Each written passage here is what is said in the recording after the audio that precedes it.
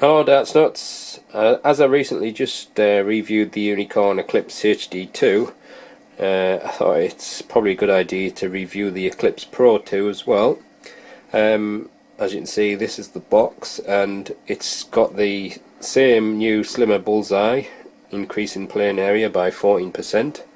It says new flat profile numbers on a pure white rotatable number ring.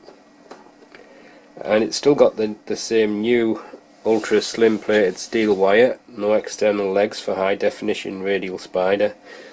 So it's got the same spider too, what was on the Eclipse HD. And as usual, the box on the reverse has got a checkout chart. It's got the instructions on how to set the board up, and just reiterates the new features on the back of the board. On the back of the box, I should say. And as with the Eclipse Pro HD2, you get a checkout poster, and you get the little instruction booklet, and with rules on how to play the game, and you get a little paper tape measure. And as usual, you get your contents for fixing the board up, which is a little steel bracket with fixing screws and some little rubber stoppers. So we'll have a look at the board now. Right, it's a bit awkward trying to get all the board into focus. As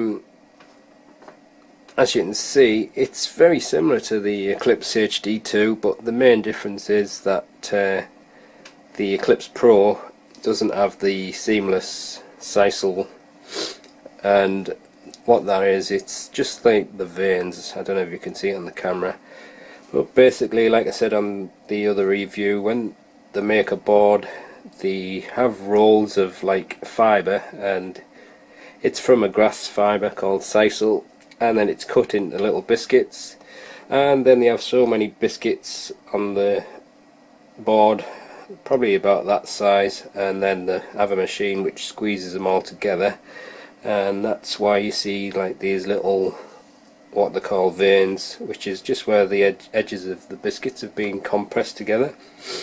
That's just how boards have been made for years, and I don't know how they do the other type with like the HD2, where it's all seamless. I can only imagine it's like one big giant biscuit, or I don't really know. But obviously on the Eclipse HD2 they had a number ring that was painted black, and it had plastic numbers that you can clip on and off. This is the more traditional style number ring, but you may not be able to see it properly on the camera, but these have got like flat numbers instead of like the round wire numbers. So that is two main differences. Other than that, it looks very similar. Like I said, it's got the same feel to it. The spider feels the same, although from what I remember of the HD2, I think the HD2 seemed a bit flatter and more flush around the edges than what this is, but that could be just go by how it's been pressed into the board, the spider. But it's still a very thin and flush spider. I don't know how well you can see it. Well, I'll show you a close-up in a minute.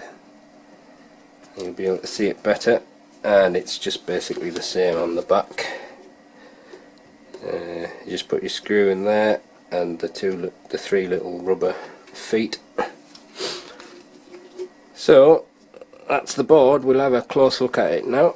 Okay, here's a close look at the Eclipse Pro 2. There's the logo, PDC logo, and the Unicorn logo, and there's the bullseye. The camera gets into focus, and these are like the vanes I was talking about, but that's a normal thing with all these type of boards where the biscuits are compressed together. And these are the flat number rings,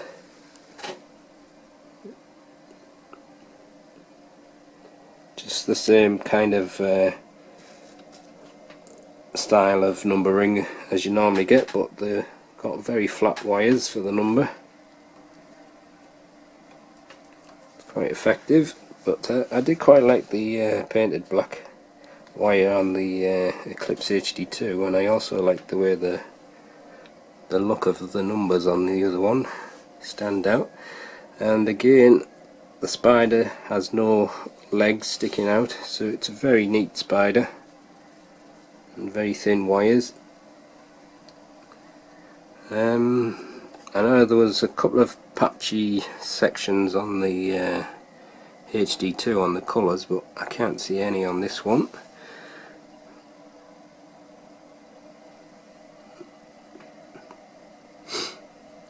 Nope, can't see none. Just get a close up of the bullseye area again. Just wait till the camera comes into focus. I'll do some measurements as usual, but it's probably going to be the same. As you can see, it's got very thin wires.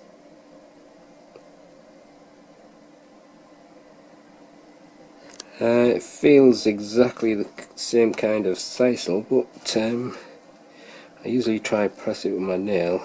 Obviously it goes in easier on the white than it does the coloured sections, but it does feel quite firm like the HD2 did. So I know sometimes people have said the bullseye isn't quite simple, but just looking with my eye it looks pretty close. But as you can see, the spider again is very flush to the surface, and it's the kind of spider that I prefer, one that's as close to the surface as possible. But obviously some people are not really bothered about how the spider is, they're more bothered about how the board wears, which makes sense I suppose. But I'm doing a wear test on the HD2, so I don't think I'll be able to test both boards at the same time. So whatever happens with the HD2 I think should apply to this as well. So that's the close look at the board. I'll take a few measurements. Right, it's kind of awkward to measure the segments and that while I'm doing this without getting in front of the camera. So I'll just I'll measure the wire as close as I can get to the apex of the bullseye, which says 13.35. Now I know I showed the regulations of the BDO on the last review of the Eclipse HD2, and the inner bullseye there, it's a second. And the reason why I showed the BDO regulations for the specific segments is because even though this is a PDC board, they still conform to those regulations, because the PDC are not as specific with their segment sizes. That says 11.8, but I will do some measurements once the board is up, because it's a little bit easier then when I've hanged it up, and I'll post the pictures on the forum as usual. That says 9.42.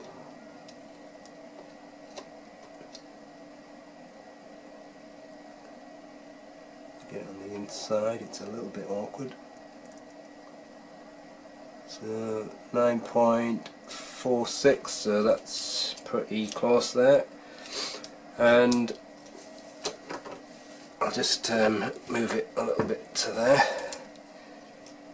Doesn't really matter which treble segment I measure, but according to the BDO regulations, as long as the apex of the wire to the apex of the wire beneath is 10mm, then it's within the regulations. And obviously that is, as you can see, it says 10.07, but obviously it's fractions of a millimetre. That is probably because I can't get it exactly in the middle. So the inner segment is 9.6, and again on the double segments the regulation says apex to apex should be 10mm. Like I said, it's a little bit awkward. It's awkward for me as well because I have varifocals on and I can actually see better without the glasses up close, but I have to put my face right up to it. I don't want to get in the way of the picture, so I'm not trying not to do that. It's a bit fiddly trying to get on the edges of the wire, but this is about 10.3, but like I say, it's kind of fiddly. And the inside 9.7, 9.72. So it's exactly the same, more or less, as what the measurements I found on the other Eclipse HD2. I'll just do some random measurements. 9.47, 9.46, but I'm never going to get 100% accuracy with this. 9.45. So I'd say probably the average there is probably around about 9.5, but I'm going to have to measure every segment and that's going to take forever, so I'm not going to bother do that. But I do think these segments are a little bit bigger than what they were on other boards I've measured, but it's not a huge difference. But I guess if you're a professional player, any little amount helps. I'll just check the spider, see how square it is to the board. That says 58.78, and that one is 60.1 or 60.2,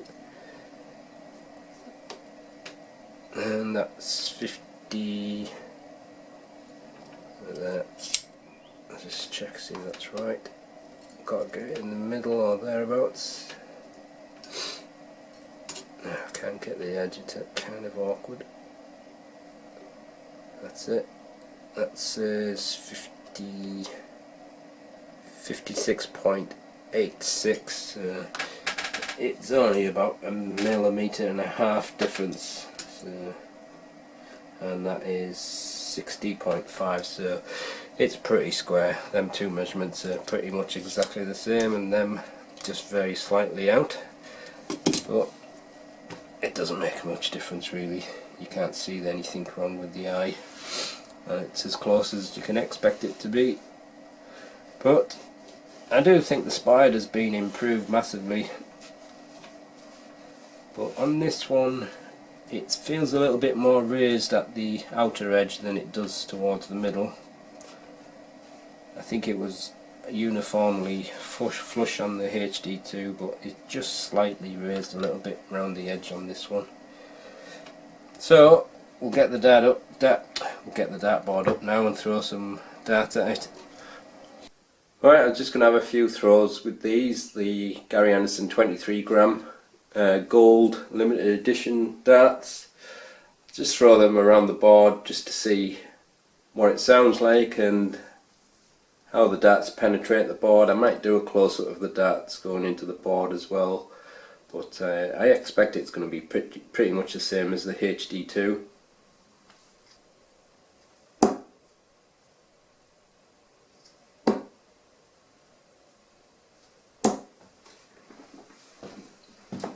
Kind of strange, it actually sounds quieter. Could be just because it's just still the surface of the board is still a bit tight with the ink. I noticed on the HD2, after I've been playing with it a while, it's got a little bit softer on the HD2, but I think the ink just binds the sisal a little bit. But it did sound very quiet, that though.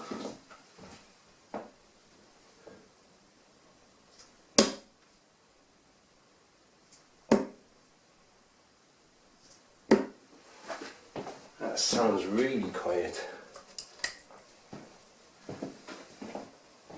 I don't know how it sounds on the video. It might sound louder on the video, but in the room it's surprisingly quiet.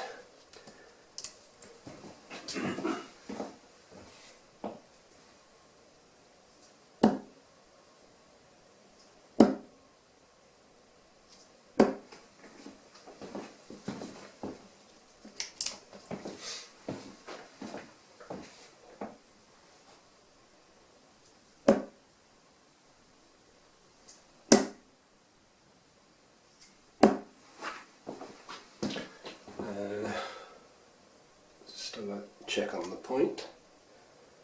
Still going in about maybe 7 or 8 millimeters. We're penetrating the board deep enough. It just feels more or less the same firmness as what the HD2 feels,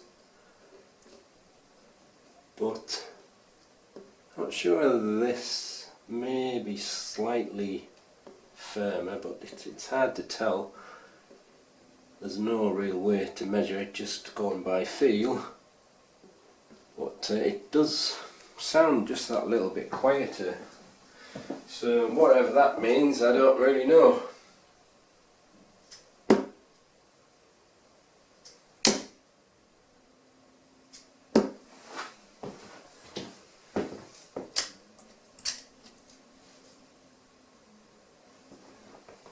The holes don't seem to be too bad. I don't expect them to heal straight away as I've pulled them out.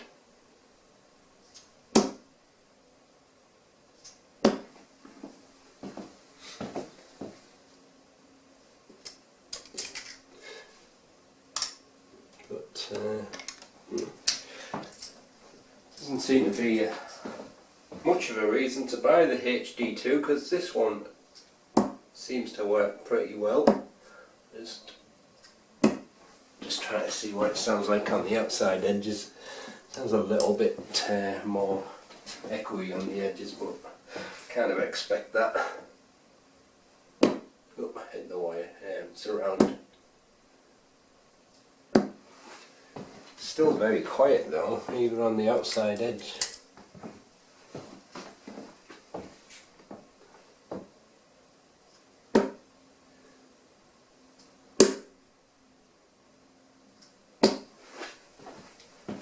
Very quiet mod. Because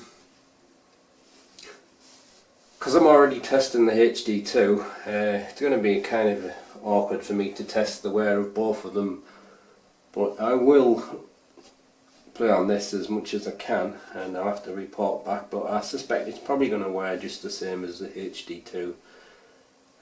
But really the only difference I can see, like the ones I pointed out, is the number ring and the seamless surface on the HD2. How much more does it cost? I think it's about £35 for the Eclipse Pro, so you're not paying a massive amount of more for the HD2, but visually the HD2 does look good, but this one looks fine as well. It's certainly very similar, it's just those extra features with the number ring and the seamless surface, but whether that makes a difference to you, I don't know. Some people probably prefer this number ring, and I guess you could always just paint the outside edge black if you wanted to have the same effect as the HD2. But I'm quite impressed by how quiet this board sounds, but I don't know if they actually have made a different kind of sisal. I should imagine it's the same, it's just probably how it's been compressed together. But overall I think it's probably just that little bit quieter, so maybe some people prefer that as well. But I'll see if I can get a close-up of the darts going into the board for you.